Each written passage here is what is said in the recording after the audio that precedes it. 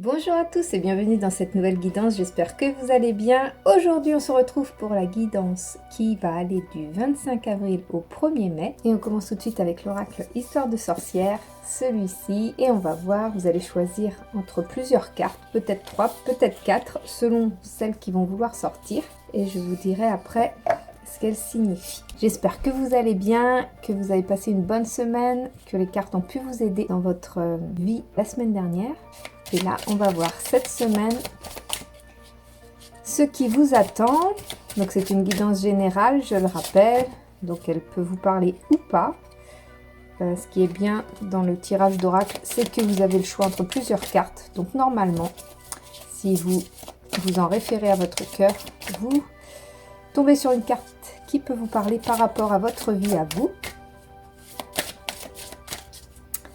Alors, quelle va être la guidance pour cette semaine du 25 avril au 1er mai 2022. N'hésitez pas à me faire des retours en commentaire par rapport à ce que vous vivez, par rapport à ce que disaient les cartes et ce que vous avez réellement vécu cette semaine. C'est toujours intéressant. Moi, je sais que je reviens souvent sur les tirages. Sur ce que j'avais tiré, parce qu'il y a des fois j'ai pas forcément compris, je dis non ça correspond pas, et puis en fait si ça correspond, mais d'une manière un petit peu différente de ce que j'avais cru comprendre, et c'est toujours très intéressant de pouvoir y revenir. Donc voici 3 cartes, je vous laisse comme d'habitude prendre une grande inspiration, fermez les yeux, et à l'expiration ouvrez les yeux et choisissez la carte sur laquelle votre regard se pose.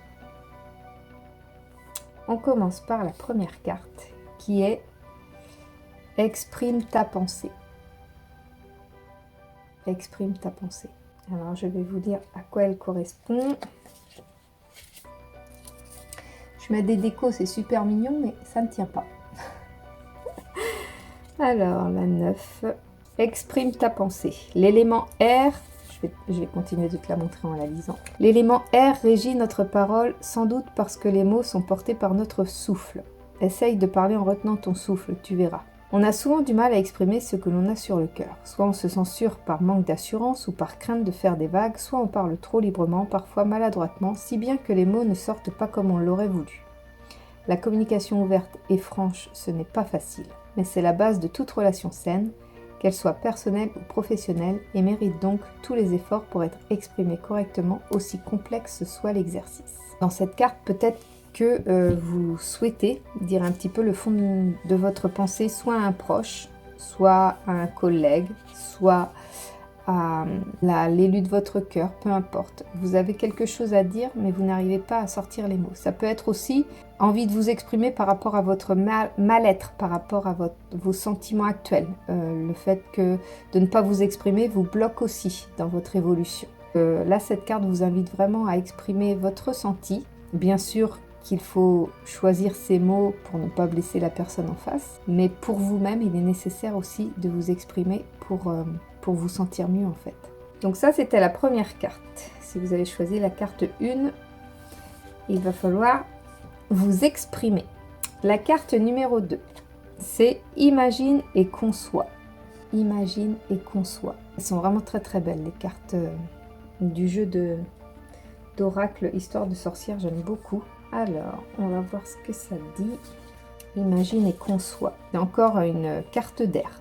L'imagination est centrale dans toute pratique de magie. Si tu travailles dans un but précis, c'est important d'y visualiser le résultat attendu. Pour les dieux et les déesses, à moins d'avoir la chance de les rencontrer de nos propres yeux, nous trouvons des images qui nous aident à nous les représenter. Je vais te remontrer la carte. Notre imagination est sans cesse sollicitée pour les prières, les rituels, les sorts, la méditation. Or, c'est comme tout, l'imagination s'aiguise à force d'être pratiquée. Alors désormais, laisse-la s'exprimer. Il faut que tu laisses s'exprimer ton imagination. Au niveau de l'action, il existe des milliers de façons différentes de faire appel à ton imagination. Invente une histoire pour toi ou à raconter à des enfants, dessine, peins ou simplement rêvasse. Pense à des créatures magiques, à quoi elles ressembleraient si tu les voyais en vrai. Imagine-toi en pirate, en princesse ou en sorcier.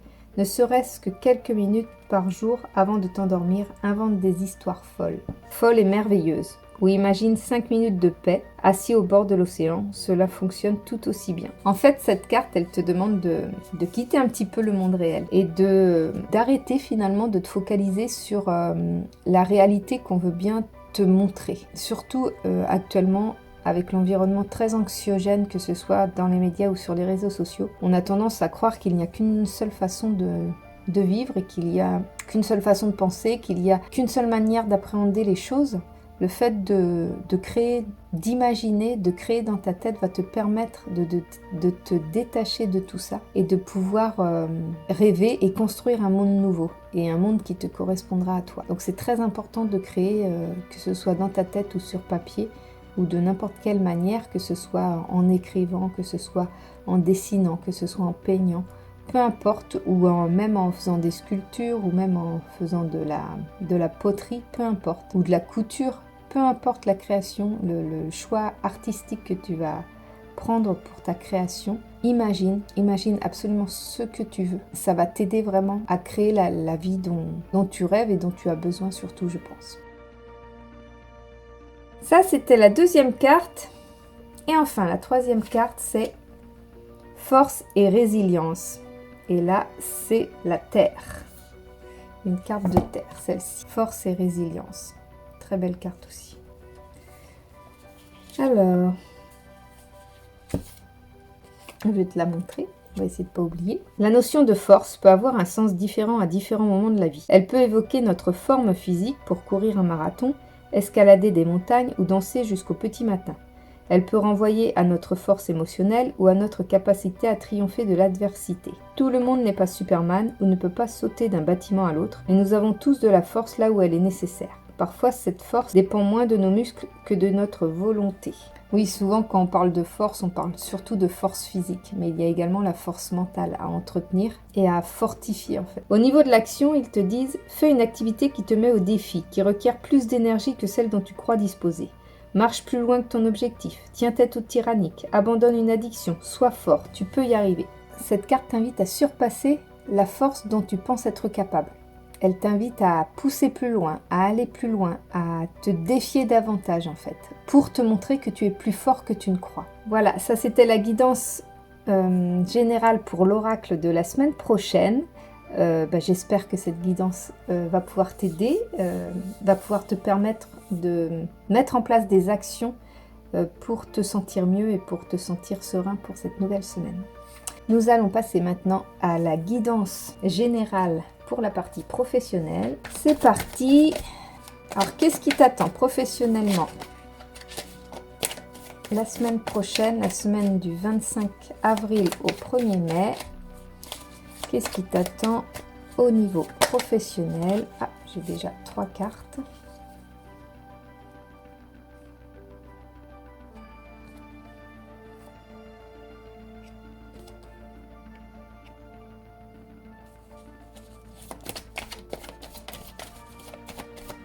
Alors je rappelle que je vais disposer 12 cartes, mais que ça ne fonctionne pas par ligne. C'est vraiment selon mon ressenti. Il y a une carte qui m'appelle, je peux l'accorder avec une autre carte qui m'appelle. Et c'est comme ça que je fais ma guidance pour la partie professionnelle. Donc ne prenez pas ligne par ligne.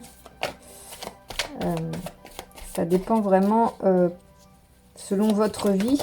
C'est une guidance générale, donc ça peut correspondre à plusieurs personnes, et des fois certaines choses que je peux dire peuvent ne pas vous correspondre. Donc ce n'est pas grave, c'est normal, puisque tout le monde est différent, chacun est unique. Alors, qu'est-ce qui vous attend professionnellement pour cette semaine du 25 avril au 1er mai?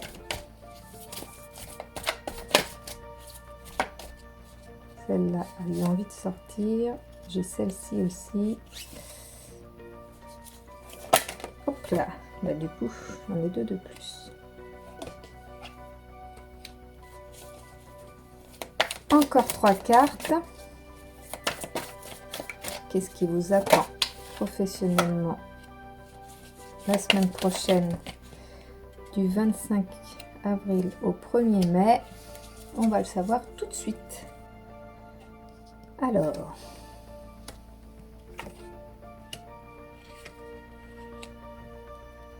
il y a encore... la semaine dernière, il y avait déjà des tensions, mais j'ai l'impression que cette semaine, il y a de nouveau des choses un petit peu compliquées. Mais il y a quand même des belles cartes. Il y a le monde, une ouverture.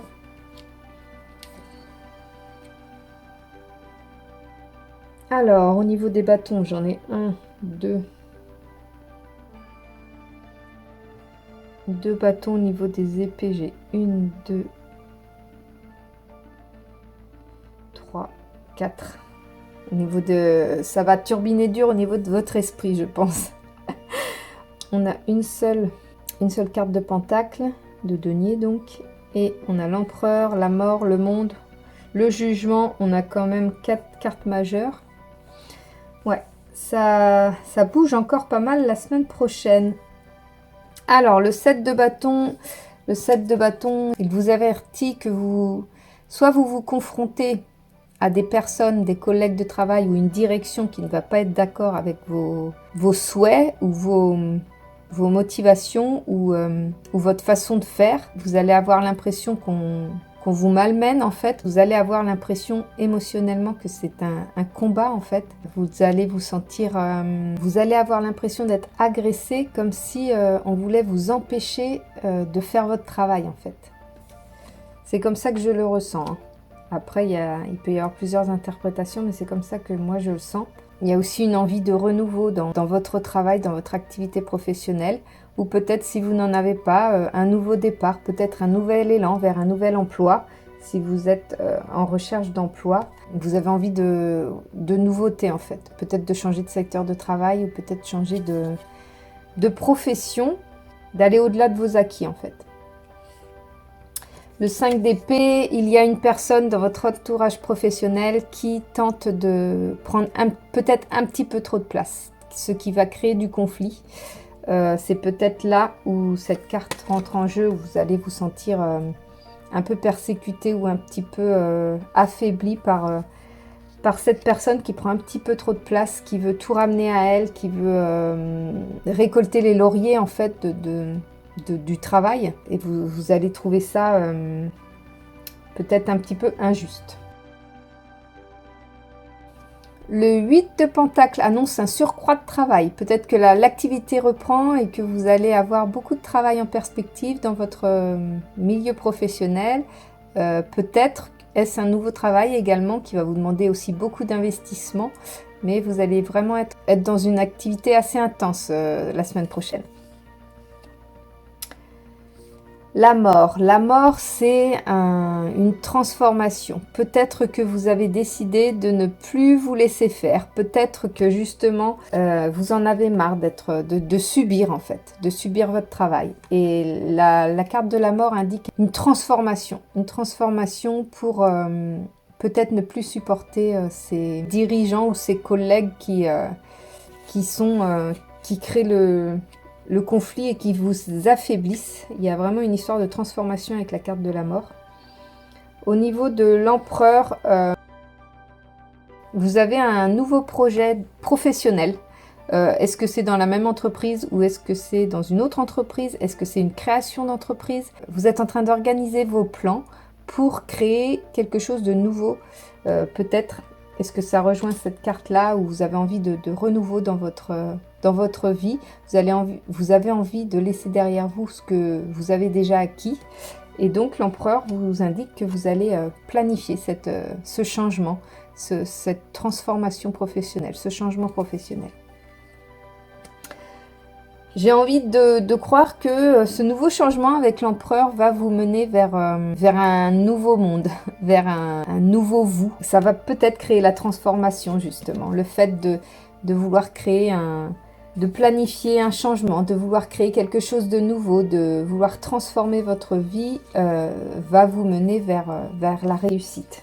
Parce que la carte du monde, c'est vraiment un aspect de réussite. La carte du jugement, elle va plus dans le sens où vous n'écoutez que vous en fait. Vous n'écoutez que votre cœur. Vous connaissez, vous savez ce dont vous avez envie et les autres auront beau dire ce qu'ils en pensent.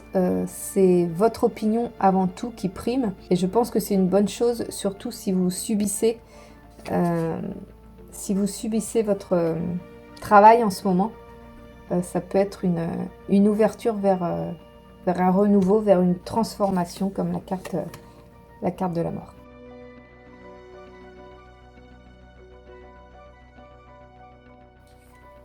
L'As de bâton ici, il vous indique que vous avez assez de mental, que vous avez assez de force émotionnelle en fait, de force en vous pour arriver à changer quelque chose, à passer à votre transformation.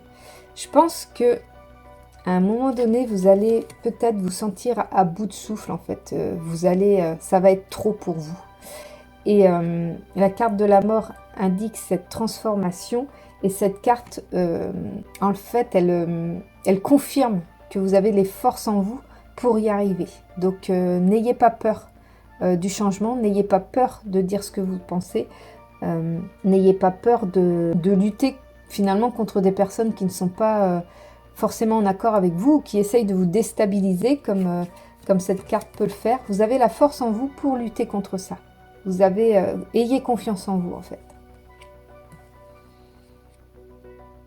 Là, le chevalier d'épée, contrairement aux cartes précédentes, le chevalier d'épée, il va de l'avant. C'est-à-dire que rien ne va vous arrêter. Une fois que vous allez comprendre que vous avez toutes les forces en vous pour y arriver dans votre projet professionnel, au niveau de vos relations professionnelles, peu importe. Vraiment, la carte du chevalier d'épée annonce vraiment une entrée en action dans votre progression professionnelle, en fait. Alors, pour certains d'entre vous, vous êtes peut-être rendus au stade de trop, c'est trop. Tout comme le 7 de bâton, vous avez beaucoup lutté émotionnellement. Là, c'est votre esprit qui en a pris un coup et vous avez besoin de repos. Vous avez besoin de vacances peut-être. Vous avez besoin de faire une pause, peut-être un arrêt de travail. Peut-être il est temps peut-être de mettre le haut là. Le haut là a une activité professionnelle peut-être un petit peu trop intense. Alors j'ai envie de rejoindre un petit peu les deux dernières cartes là parce que ça va peut-être, cet arrêt professionnel, ce besoin de repos va peut-être engendrer de la culpabilité. Vous allez peut-être vous sentir nul, vous sentir incapable, vous sentir démuni. Mais sachez que quand le repos est nécessaire, c'est toujours pour engendrer un cycle meilleur. Donc si vous êtes dans cet état-là, c'est-à-dire que vous ne voyez que l'aspect négatif des choses, que vous voyez que le mal dans ce travail, eh bien cette période de repos va vous amener à plus de confiance en vous, plus de sérénité et vous amener à un nouveau départ, un nouveau monde. Donc surtout n'hésitez pas quand vous avez l'impression d'être au bout du rouleau, d'être fatigué professionnellement, n'hésitez pas à prendre un temps de pause, un temps de repos. Vous y avez le droit et surtout c'est nécessaire. Chaque personne a un cycle. Nous fonctionnons par cycle, l'humain fonctionne par cycle. Il y a des périodes où nous sommes très énergiques, plein de bonne volonté et où nous passons à l'action. Ce sera peut-être votre cas la semaine prochaine, mais il y a aussi des périodes où nous avons besoin de repos avant de reprendre notre vie, de reprendre en main notre vie. Ne culpabilisez pas de ça, c'est normal, tout le monde passe par là. Nous avons des périodes de repos et des périodes d'action. Donc ne culpabilisez pas de ça et surtout suivez vos envies, vos besoins et ne pensez pas que le monde s'arrêtera de tourner en fait. Le monde tournera mieux si vous vous sentez bien dans votre vie professionnelle. Donc le monde professionnel tournera mieux si vous vous sentez bien dans votre vie professionnelle. Donc n'hésitez pas à prendre un temps de repos, à changer votre fusil d'épaule, à modifier vos pensées, à créer le changement en fait. Tout peut venir de là. Donc voilà, ça c'était pour l'aspect professionnel. Nous allons passer maintenant à l'aspect sentimental.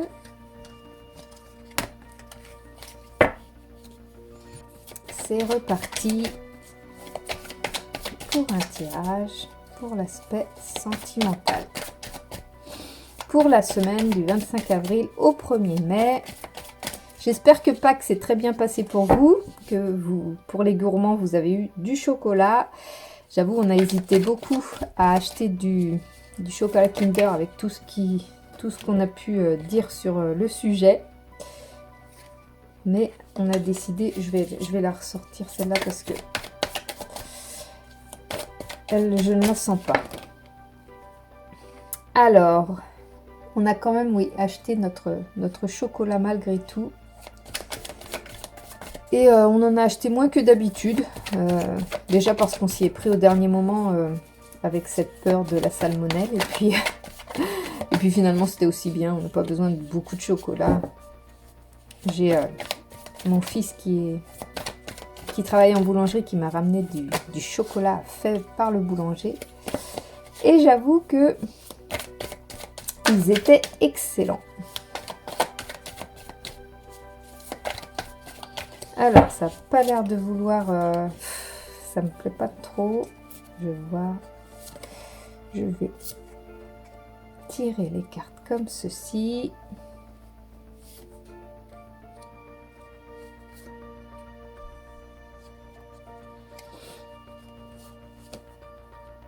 Elles n'ont pas l'air d'avoir envie de sauter comme je voudrais. Donc, on va les choisir autrement.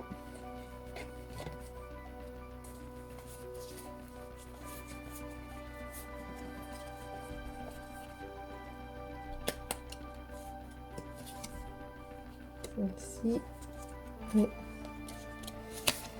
et celle-ci. Donc, pour la partie sentimentale, qu'est-ce qui nous attend?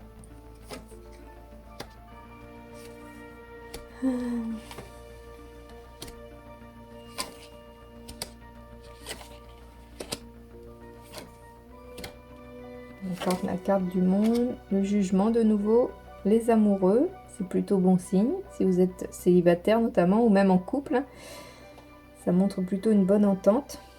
Le 5 de bâton, lui, il montre un petit peu de discussion, de conflit. Alors, est-ce que vous êtes dans une relation où votre famille n'approuve pas, ou est-ce que c'est au niveau de votre couple ou de votre famille proche, avec vos enfants ou votre mari, vos enfants, votre femme, votre partenaire, peu importe. Il y a peut-être des tensions en ce moment.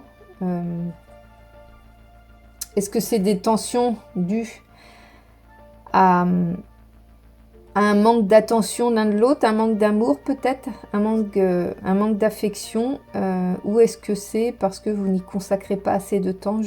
La carte ne nous le dit pas, je pourrais demander une précision, mais il y a des discussions assez turbulentes. L'As de coupe, il montre un regain d'affection, comme si peut-être entrez-vous dans une nouvelle histoire qui va être surtout basée sur l'affection, sur beaucoup d'affection dans cette relation. Je le sens comme ça au niveau de cette carte. Le roi de Pentacle, lui, il le montre plutôt une situation amoureuse ou assez stable, ou une situation familiale assez stable. Je pense que vous êtes dans une certaine sérénité au niveau de votre famille. Vous planifiez des projets, vous prévoyez des choses à vivre ensemble et c'est plutôt équilibré. Les amoureux, moi, ils me donnent l'aspect de plutôt une nouvelle rencontre amoureuse. Peut-être que du coup ça rejoint l'As de coupe. Une nouvelle relation amoureuse qui va vous amener beaucoup d'affection. Si vous êtes déjà en couple, c'est possible que votre amour se renforce davantage. Il y a vraiment un lien particulier qui va se faire la semaine prochaine. Peut-être qu'un événement va provoquer votre rapprochement. La reine de coupe, elle montre aussi beaucoup d'amour, beaucoup de partage. Vous donnez beaucoup de votre personne, j'ai l'impression. Peut-être que ce regain d'affection, vous allez peut-être trop en donner de votre part. C'est l'impression que ça me donne, mais ça vous fait plaisir. Donc j'ai pas envie de dire que c'est négatif. Pour moi, c'est plutôt positif. Vous avez besoin de donner beaucoup. Et apparemment, vous allez recevoir aussi beaucoup. Donc c'est plutôt top. Le 2 de bâton, il inspire plutôt le changement d'horizon. Changement d'horizon, est-ce que c'est le changement d'horizon dans une relation ou est-ce que c'est changement d'horizon géographique de votre couple? Peut-être que vous avez envie de changer d'air géographiquement, tous les deux. Peut-être que vous avez envie de changer de vie ensemble. Et si vous êtes célibataire, peut-être que vous aspirez à un changement de vie justement pour provoquer de nouvelles rencontres et ainsi pouvoir trouver l'âme sœur. Le chevalier de bâton montre un certain combat, j'ai l'impression. Peut-être est-ce que c'est relié au 5 de bâton qui lui montre du conflit, peut-être conflit avec votre famille et vous allez vous battre pour votre relation, pour votre couple. C'est plus dans cet aspect-là que je vois cette carte-là. Vous allez vous battre en fait pour votre amour. Le jugement, lui, il rejoint un petit peu ça, le fait d'avoir le conflit familial, de peut-être avoir une famille qui est contre votre relation. Et bien vous allez suivre votre cheminement, votre cœur. Vous n'allez pas tenir compte en fait de ce que peuvent penser votre famille ou votre entourage par rapport à cette relation. Si vous êtes célibataire, et peut-être que vous avez envie de rester célibataire, peut-être est-ce que c'est ça le conflit qu'on vous pousse un petit peu à rencontrer quelqu'un et vous n'en avez pas envie. Donc suivez vraiment vos envies, vos besoins. C'est ce que cette carte vous rappelle. Le monde, ça, c'est une ouverture au monde justement. C'est une ouverture à de nouvelles rencontres. C'est une ouverture à de nouveaux projets en commun. C'est une ouverture vers de nouvelles expériences sentimentales. Donc c'est vraiment une très très belle carte. C'est plutôt sympa quand on a cette carte qui tombe au tirage. L'As d'épée annonce un commencement, peut-être le commencement d'une nouvelle relation, mais je vois plus au niveau de l'aspect intellectuel. Peut-être allez-vous tomber sur une personne qui va vous apporter ce dont vous aviez besoin intellectuellement parlant. C'est peut-être important pour vous d'avoir quelqu'un de fort, peut-être psychologiquement, et qui va pouvoir vous faire avancer. Le 10 d'épée annonce au contraire une période où vous vous sentez peut-être emprisonné dans une relation. Ou si vous n'êtes pas dans une relation, peut-être que vous vous sentez seul et démuni face à votre célibat. En tout état de cause, la situation dans laquelle vous vous trouvez ne vous satisfait pas. Vous avez l'impression d'être bloqué dans votre situation et vous ne voyez pas l'issue. Mais compte tenu des autres cartes qu'il peut y avoir, je pense que l'issue peut être salvatrice pour cette semaine. Ou peut-être que vous êtes au...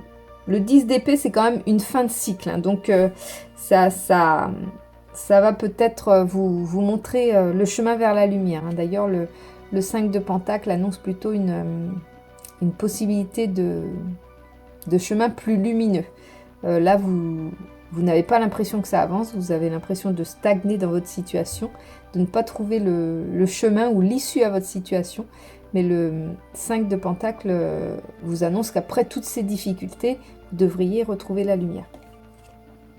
Je vais peut-être demander vite fait par rapport au 5 de bâton, si ça concerne conflit plutôt avec la famille en général ou conflit avec le compagnon.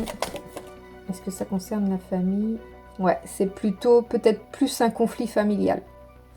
Ça concernerait plus un conflit familial, peut-être votre famille qui est contre cette relation et pour laquelle une relation pour laquelle vous allez vous battre en fait.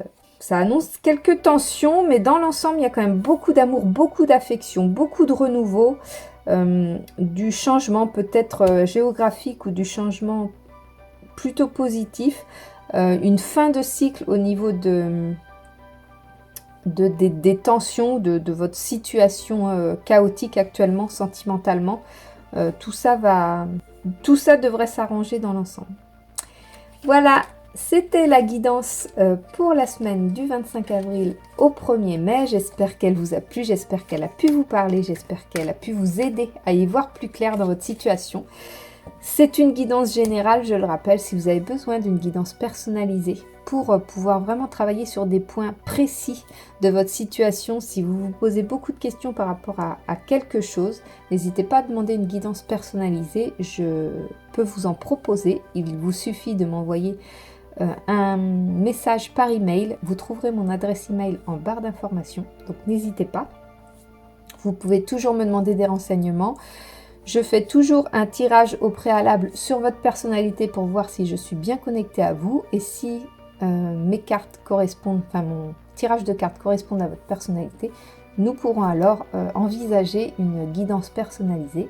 Donc voilà, la guidance sur votre personnalité est gratuite. Et après, si vous souhaitez une guidance personnalisée, c'est payant. Selon vos envies, il y a une guidance pour une question à 10 €. Et si vous avez besoin de plus de précision, si vous avez beaucoup de questions à me poser sur plusieurs secteurs de votre vie, je vous propose une guidance à 40 € qui pourra répondre à toutes les questions que vous vous posez en ce moment. Donc voilà, n'hésitez pas à m'envoyer un mail si vous avez besoin. Et puis moi, je vous retrouve très bientôt pour une prochaine vidéo. Et en attendant, je vous souhaite une excellente semaine.